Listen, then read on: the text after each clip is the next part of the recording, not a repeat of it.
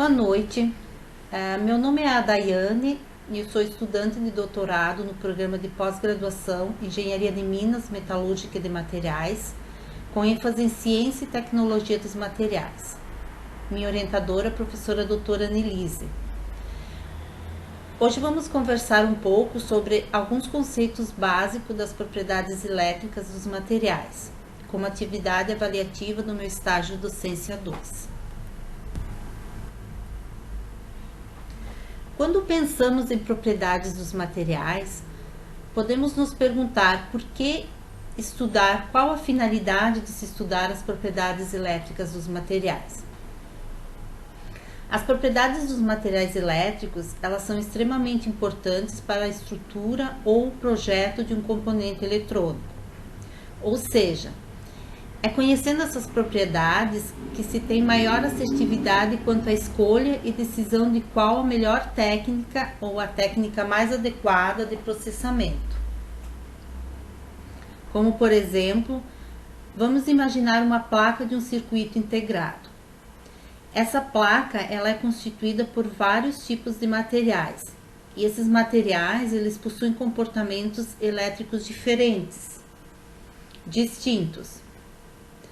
Alguns necessitam ser muito bons condutores elétricos, como podemos citar os fios de conexão. Logo, outros precisam ser isolantes. Um exemplo disso é o encapsulamento de proteção de circuitos.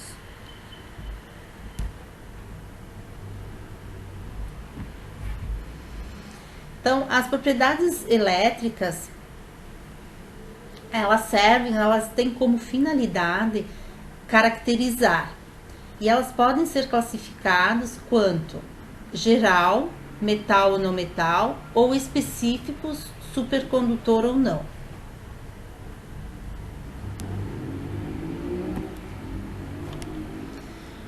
O que é eletricidade? Então, a eletricidade ela pode ser considerada qualquer fenômeno no qual acontece de alguma carga elétrica.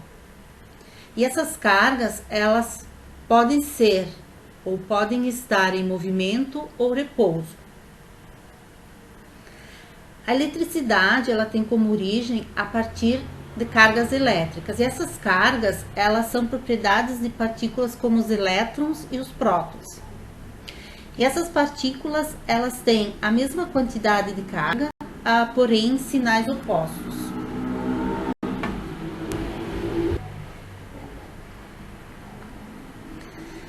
As propriedades físicas de alguns materiais contêm, ou são bastante interessantes na engenharia e na nossa vida também.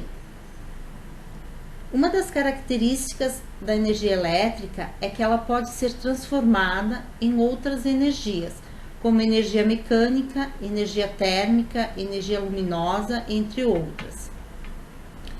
E para que esse fenômeno aconteça, os materiais e os elementos, eles são responsáveis por esse transporte e por essa conversão de energia.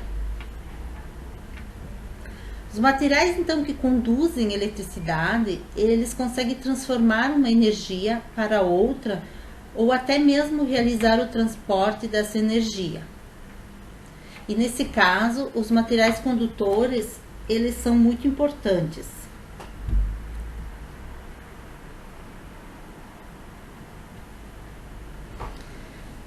Então, a eletricidade, ela pode ser convertida em luz.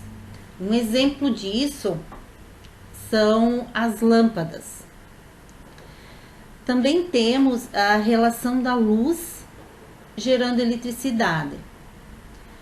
E nesse caso, podemos exemplificar com as células solares. As células solares, elas captam a luminosidade e transformam em corrente contínua. E essa corrente contínua, ela precisa ser transformada em corrente elétrica alternada, podendo dessa forma ser utilizada nos eletrodomésticos em geral. Temos também a eletricidade em som. como exemplo, microfones, alto-falantes. A eletricidade em temperatura, um exemplo bem comum que temos nesse caso é o chuveiro e o ferro elétrico, no qual necessita o uso de energia elétrica para aquecer. Esse mecanismo ele faz com que haja conversão da energia elétrica em calor ou em temperatura. Por outro lado, também existem alguns tipos de materiais que têm uma determinada temperatura e podem gerar energia elétrica. Como exemplo, os termopares utilizados para medição de temperatura.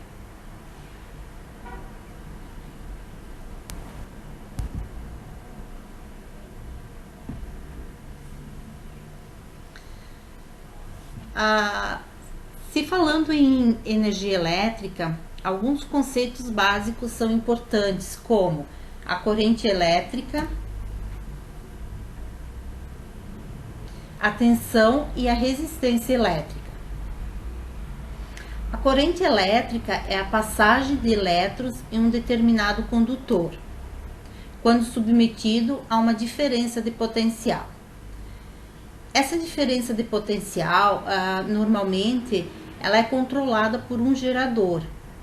E esse gerador, ele consegue converter uma energia em energia elétrica. Como exemplo, uma bateria.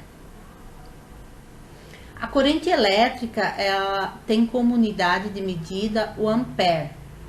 E ela é representada pela letra I. A tensão elétrica nada mais é do que uma diferença de potência entre dois pontos. A unidade é em volt e ela é representada pela letra V. Já a resistência elétrica é a oposição à passagem de corrente. Esse fenômeno ele pode ser explicado pela colisão dos elétrons durante o período de movimentação. E o calor ele pode ser considerado o efeito causador dessa oposição. Se tratando da passagem dos elétrons, alguns átomos demonstram maior resistência.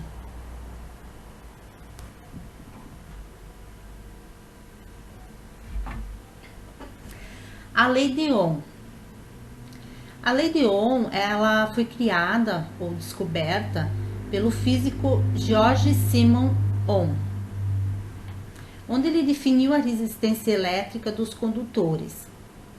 Também ele contribuiu demonstrando que num condutor a corrente elétrica ela pode ser diretamente proporcional à diferença de potencial aplicada. Logo, o material sólido ele tem como característica a facilidade de transmitir uma corrente elétrica. Na lei de Ohm, foi dada uma relação entre os efeitos da corrente elétrica, também do potencial elétrico e da resistência elétrica. Então, a lei de Ohm, ela faz uma correlação entre a corrente I, ou seja, a porcentagem de passagem de cargas durante um determinado período com a voltagem empregada V.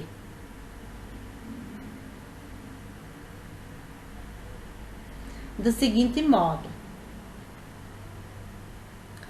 o valor da resistência é influenciado pela configuração da amostra e para alguns materiais essa resistência é independente da corrente.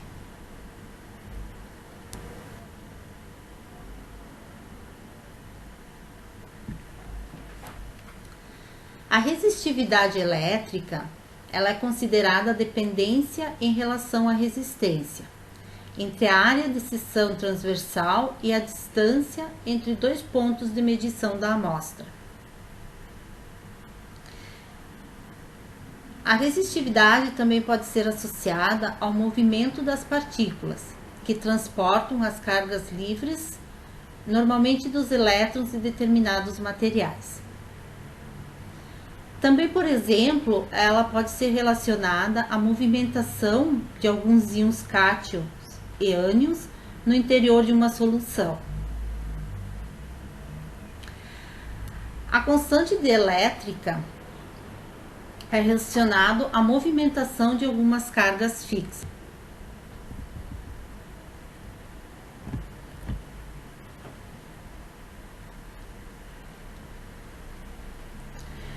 Já na condutividade elétrica, pode ser associada uma relação inversa entre a condutividade e a resistividade.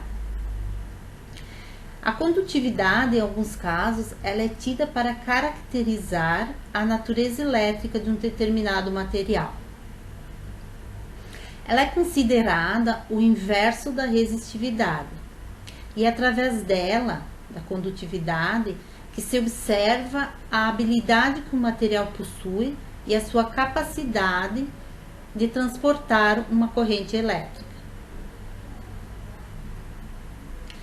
Ela é considerada a movimentação de determinadas cargas elétricas, podendo ser prótons ou íons se deslocando de uma posição para outra. E se tratando de condutividade elétrica, alguns materiais sólidos, eles apresentam uma faixa bastante positiva, abrangendo até 27 ordens de grandezas. Possivelmente não existe outra propriedade física que demonstre amplitude de variação igual. A melhor forma para se distinguir ou classificar materiais sólidos é através de quão fácil é a condição de uma corrente elétrica. Alguns grupos, eles são descritos para se ter essa classificação, que são os condutores, os semicondutores e os isolantes. Os metais, por sua vez, eles são considerados o grupo de materiais como bons condutores. Por outro lado, temos os materiais isolantes elétricos, onde sua condutividade é muito baixa. Os semicondutores, eles são considerados materiais cuja condutividade é intermediária. Então, com o aumento da temperatura, boa parte dos materiais, eles têm a sua condutividade elétrica aumentada também. No entanto, para alguns metais, se observa um efeito contrário. Quanto menor a temperatura, maior a condutividade elétrica.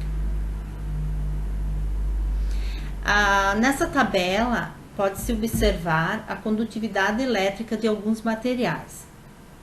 Como podemos ver ali, temos desde 10 na menos 16, que é considerado um material muito pouco condutor, um isolante elétrico, e na outra extremidade, materiais muito bons, condutores.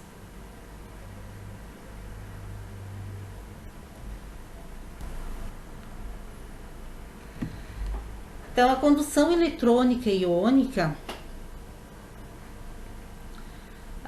tem-se como corrente elétrica o resultado de uma movimentação de partículas carregadas eletricamente, em retorno a esforços que agem sobre essas partículas, partindo de um campo elétrico intensamente empregado. De um lado, então, temos partículas carregadas positivamente, sendo precipitadas ou aceleradas na direção do campo. Enquanto, por outro lado, temos algumas partículas carregadas negativamente, indo em direção contrária. Nos materiais sólidos, ou pelo menos na maioria deles, uma corrente elétrica, ela se origina com base, ou seja, a partir de um fluxo de elétrons. E esse fenômeno, ele é reconhecido como a condução eletrônica.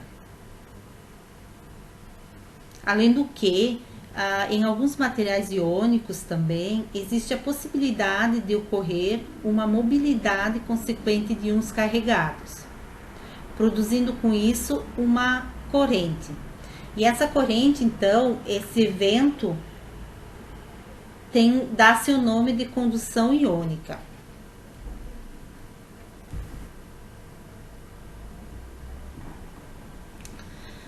Então, a teoria das bandas, ela classifica os materiais de acordo com suas propriedades: metais, condutores, semicondutores e isolantes. Através dessa teoria das bandas, os materiais eles podem ser classificados, né, em metais, condutores, semicondutores ou isolantes. E o gap de energia, ou seja, o espaço entre a banda de valência e a banda de condução, é o que diferencia um material condutor de um isolante ou semicondutor. Nos materiais condutores, por exemplo, esse gap de energia é inexistente.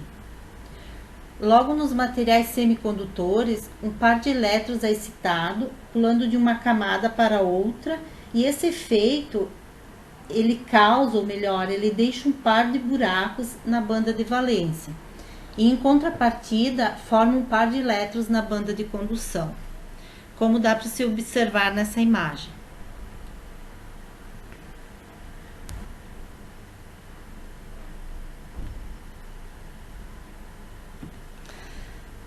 A banda de energia eletrônica, com a aproximação dos átomos uns dos outros, os elétrons sofrem certa influência, ou seja, eles podem ser perturbados por elétrons e núcleos de átomos adjacentes.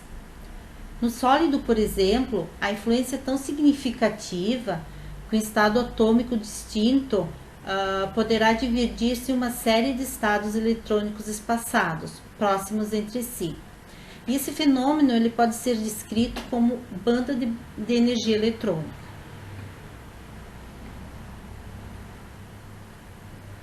A energia de Fermi, as estruturas das propriedades elétricas de um determinado material sólido, pode ser considerado como resultado das estruturas da sua banda eletrônica, ou melhor, da forma como as bandas de valência são preenchidas com elétrons e do arranjo das bandas eletrônicas na parte mais externa.